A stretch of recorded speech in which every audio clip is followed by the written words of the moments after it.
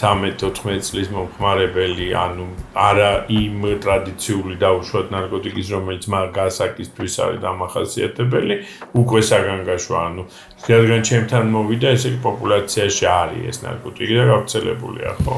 უმძიმესი მდგომარეობა გვაქვს. უმძიმესი ესე მდგომარეობა არ ყოფილა 90-იან წლებში. დღევანდელ შავ ბაზარზე არსებული ნარკოტიკული საშუალებები წარმოადგენს ნაზავებს სხვადასხვა ნარკოტიკის, სადაც ფიგურირებს ხელოვნურ სინთეზურ ოპიატებს, რომელიც იწვევს სიკვდილს. აი დაიძინა და არ გაიყვიწას რომ ამბობენ.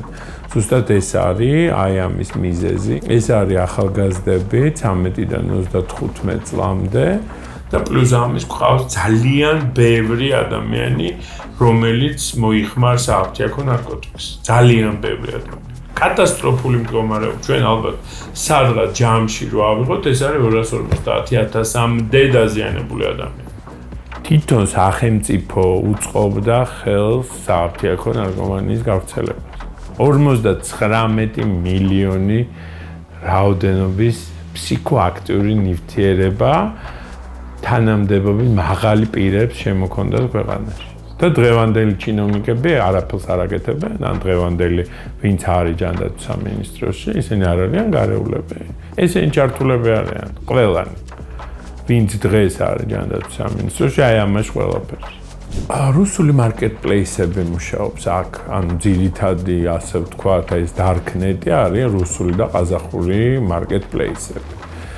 რომელიც ყიდიან დღეს საქართველოს darknet-ის ნარკოტიკს. ანუ ეს ნარკოტიკი პლუს ამის გარდა, ამდენი ნარკოტიკი გარედან არ შემოდის. ანუ აქ შემოდის პრეკურსორი, რომლის კონტროლი ფაქტიურად შეუძლებელია და აქ ადგილზე მზადდება ეს. ანუ აქ არის უკვე ბევრი კუსტარული ლაბორატორია, რომელიც ამზადებს აქ ადგილზე ნარკოტიკს და აქ მერე ხდება მისი გასაღები.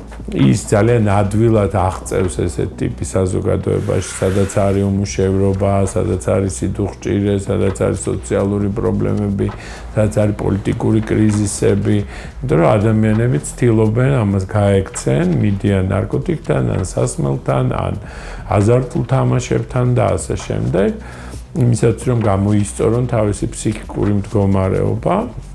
დილერები ამას ძალიან კარგად აკვირდებიან და გადასარევად იკვლევენ. და ჩვენი ქვეყანა არის გადასარევი, ასე ვთქვათ, ამ თვალსაზრისით, ანუ არც ეს დარბევები გადის უკვალოდ, არც ეს გაზით მოწამლები გადის უკვალოდ. 9 აპრილს რომ მოგწამლეს, მეც ვიყავი იქ, აი იქ.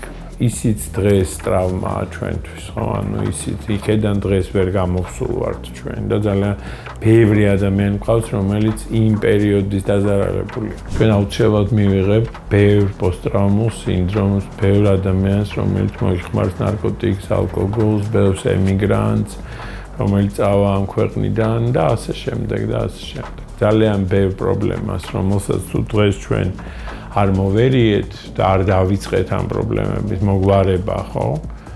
ჩვენ ეს ყველაფერი წინ დაგვხვდება. კუბოების, ჩონჩხების და იმის ხატვა არ შველის. ეს არ არის პრევენცია.